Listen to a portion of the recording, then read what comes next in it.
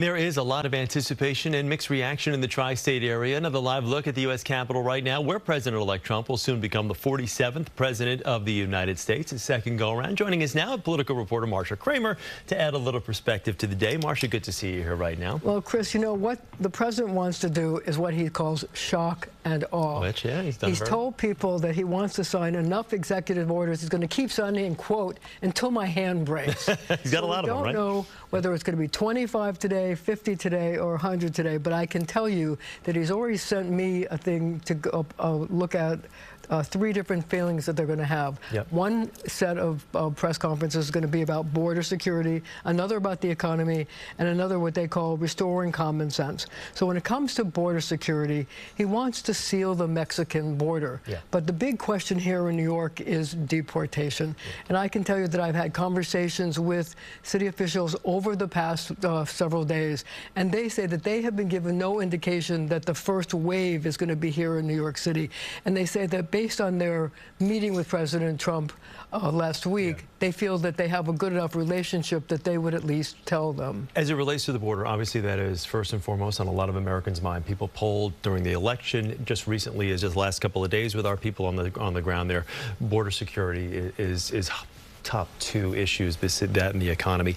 Tom Homan, who is kind of spearheading this roundup, made mention that there may be some legal immigrants that get mixed up in the deportation of the illegal ones. Well, how big a problem is that? Well, see, that's a big concern. But see, here in New York, New Yorkers have been, the mayor and his administration have been preparing for this for months. And I can tell you that they have sent a memo to every city agency telling them that because we are a sanctuary city, yep, nobody cooperates with the federal immigration ICE agents. Mm-hmm. So that's part of what's going to go on. I don't think that they're going to start here. There was talk about starting in Chicago, but Tom Homan said that since that sort of got out of the public, they may not do that there. But another thing having to do with immigration is that he wants to end what they call birthright citizenship, yeah, so that the children of immigrants born here don't automatically become U.S. citizens. Yeah. Citizens. But the problem with that is that it's a violation of the 14th Amendment, so we have to wait to see how that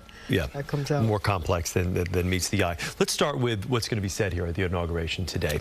Last time around, when he was inaugurated as the 45th president, he painted a very bleak picture of where the country was and where it had been. Where do you think is the messaging the same this time around? Is it some of the same old things we've heard over and over? Or do you think he maybe comes out with a new, kind of more optimistic message this time around? I think it's going to be, we've had 4 years of horror, and now we're going to have 4 years of glee. Yeah. I think that he wants to say that we're closing a chapter where the country was in a bad shape, and now what I'm going to do is make everything good. He's going to fix the economy. I'm going to change everything. He's going to, by the way, we should talk about the fact that he's going to sign an executive order on TikTok, so that TikTok can continue to operate while they work it out. Which is one of the most brilliant plays out there, because he was the one that originally said we were going to ban this thing.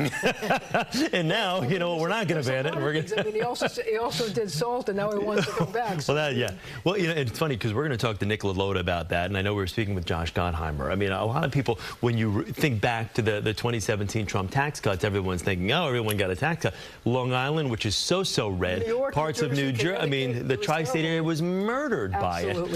If you weren't a billionaire, you got no positive effects from the Trump tax cut. But now the drumbeat is getting louder and louder that they may reverse that, which would make a lot of people, present company included, happy. So I think the other thing you need to talk about here is that Trump coming in has a lot of scores to settle. Yeah.